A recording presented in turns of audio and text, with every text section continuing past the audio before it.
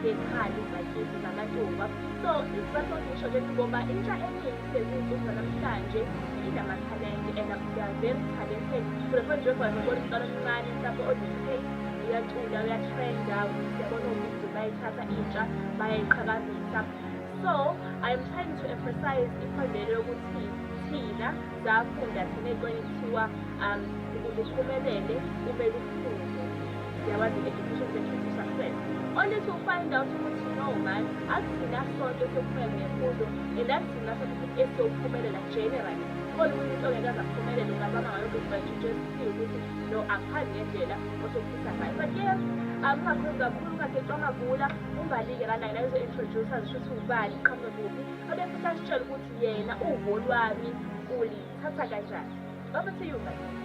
Sanibonani emakhaya nokhulumayo umbali wakacwele endaweni yasemhlabeni. Sikusobela kubo konke osishilo ngizokutshela ukuthi sekhula siba kuke kwaba njalo but esikhathini samanje kuyenzeka ukuthi uma ngabe intsha ufunde uhlakaniphe kodwa ukwazi ukwenza konke.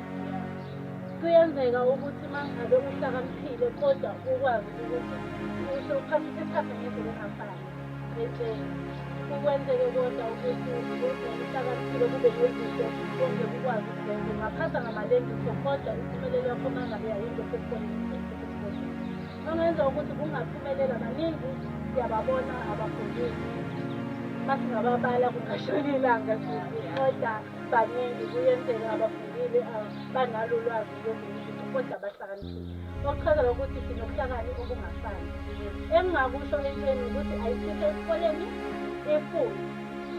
Abanye bayakwazi ukuthi bangabafiki umuntu abangekhalise lapho omunye abangenahlakaniphile. Asiphumeleli ngendlela efanayo. Bayakwazi ukuthi uqede isikole kodwa kutho ukuthi bazohamba bayofunda. Esikhathini samanje umsebenzi ayisatholakali kodwa siyakwazi ukuyiphilisa ngeminye. Kodwa ngenza ukuthi umuntu umesebenzisa ithalente lakhe uzokwazi ukuphumelela ngeminye.